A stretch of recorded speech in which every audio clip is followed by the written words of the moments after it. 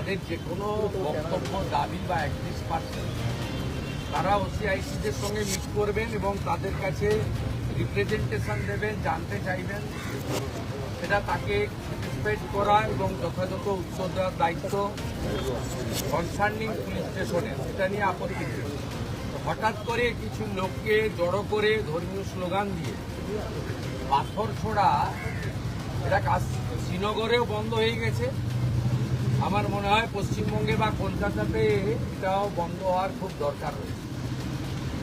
এখানে গতকাল যে আমার পুলিশ বন্ধুরা এবং সিআরপিএফ এর বন্ধুরা আহত হয়েছিলেন, তাদের নাম হচ্ছে Shri Chitrajit Pandey, ACD 3 ACD, inspector Rajesh Kumar Singh, OC Beniapukur PS, ASI 18,159 এটা number, Shyamal Kumar Ghosh of DRO ACD, constable Shahzada Sheikh Beniapukur PS, constable Tarun Kumar Das DRO ACD, CB Anirban Majumdar. এর বাইরেও আমাদের দুজন সিআরপিএফ এর বন্ধুরা তারাও ইনজোর্ড হয়েছেন,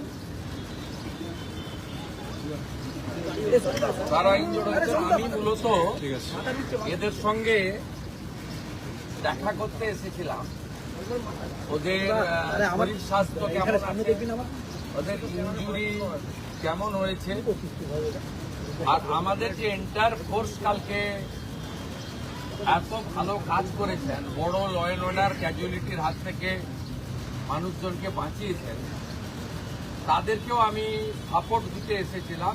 বলেছিলাম গভর্নমেন্ট আপনাদের সঙ্গে আছে, আপনারা law enforcing authority under BNS এবং জনস্বার্থে আপনারা কাজ করবেন ভয়মুক্ত হয়ে। আপনাদের হোম মিনিস্টার তথা চিফ মিনিস্টার আপনাদের সাথে আছে, নগরপালের নেতৃত্বে এন্টায়ার ডিপার্টমেন্ট আপনাদের পাশে আছে, ওদের প্রাইমারি মেডিকেল ট্রিটমেন্ট হয়েছে, একজন দুজনের ইনজুরি ক্ষতও আছে, আমি দেখেছি নিজের চোখে। আমি শুধু আপিল করব, এই কাজগুলো করবেন না, এই কাজগুলো করবেন না, এই কাজগুলো থেকে বিরত থাকুন। যদি মনে করেন আগের সরকার আছে, আগের নিয়ম আছে, আগের মতো পুলিশকে ফোর্সকে হাত পা বেঁধে রেখে দেওয়া হবে, তাহলে কিন্তু ভুল করবেন। তো ক্লিয়ার মেসেজ, জিরো টলারেন্স এই ধরনের ভ্যান্ডালিজম, হুলিগানিজম, রাউডিজম এবং anti national, anti social activity we are not allowed.